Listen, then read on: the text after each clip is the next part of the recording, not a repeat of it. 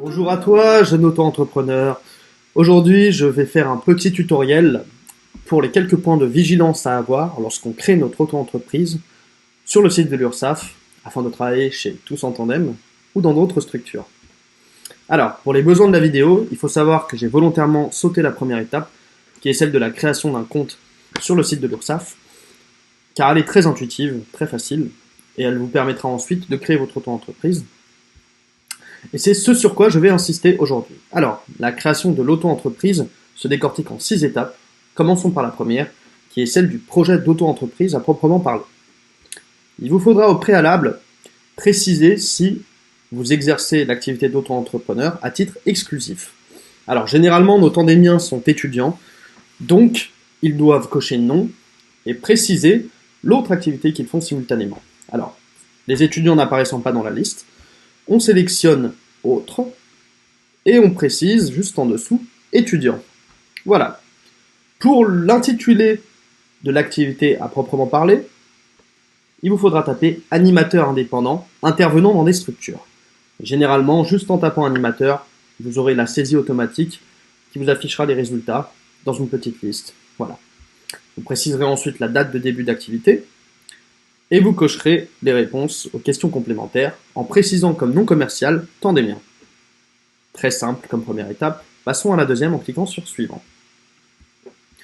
Ici, il vous faudra saisir vos informations personnelles.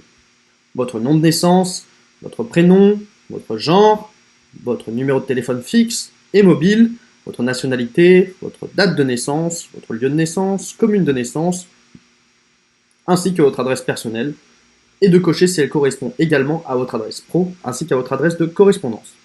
Encore une fois, c'est très simple. Passons à la troisième étape en cliquant une nouvelle fois sur Suivant. Ici, on arrive sur les volets social et fiscal.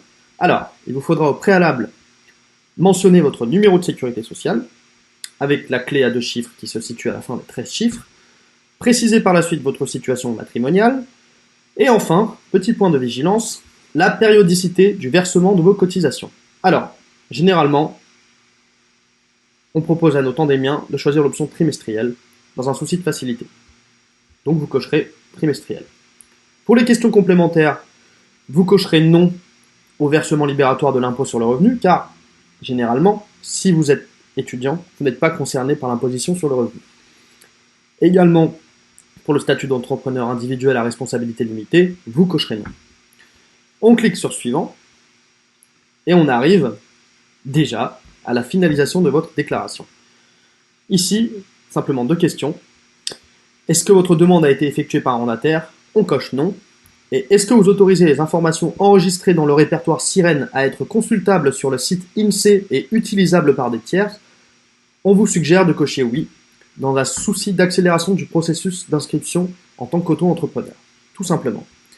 On clique sur Suivant, et on arrive sur le récapitulatif de votre déclaration. Alors ici, vous aurez donc tout ce que vous avez saisi auparavant qui apparaît à l'écran, et vous pouvez également modifier chaque étape si vous constatez une erreur ou vous avez envie de faire un changement. Voilà. On clique sur Suivant, et on arrive sur la dernière étape, la liste des pièces jointes. Plutôt qu'une liste, il vous faudra prendre en photo une copie de votre pièce d'identité, accompagnée de la mention manuscrite « J'atteste sur l'honneur que cette pièce d'identité est conforme à l'original », fait à le lieu où vous vous situez, la date du jour auquel vous avez écrit cette attestation. Bien évidemment, accompagné de votre signature juste après ceci.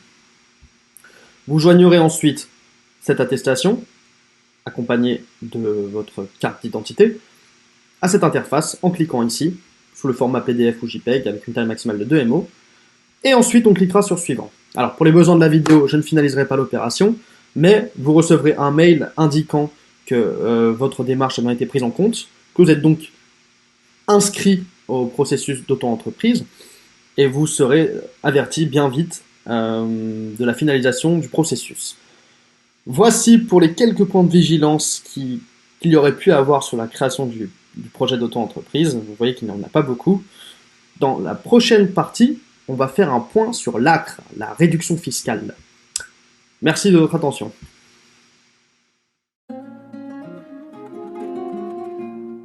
cette fois-ci, petit tutoriel sur l'ACRE, l'exonération fiscale dont vous pouvez bénéficier la première année en tant qu'auto-entrepreneur, avec une imposition qui passerait de 22% à 11%. Alors, pour savoir si vous êtes éligible à l'ACRE, il faut vous rendre sur la page d'accueil du site de l'URSSAF, sur les questions fréquentes et la rubrique « Quelles sont les conditions d'éligibilité pour bénéficier de l'ACRE ?» Ici, vous les aurez toutes. Généralement, si vous avez entre 18 et 25 ans, vous pouvez en bénéficier. Si vous êtes bénéficiaire du RSA, vous pouvez également en bénéficier. Pareil si vous êtes demandeur d'emploi indemnisé. Voilà, avec bien sûr d'autres conditions que je vous laisserai regarder.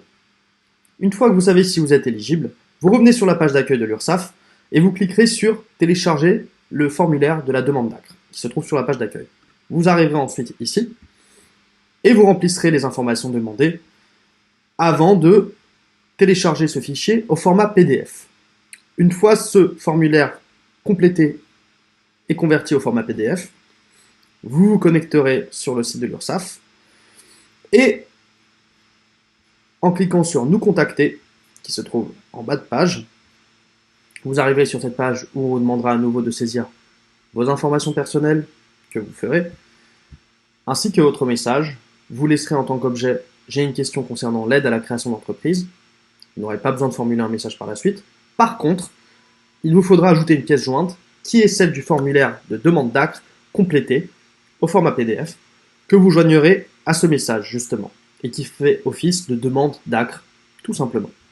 Vous validerez le CAPTCHA et vous validerez la démarche.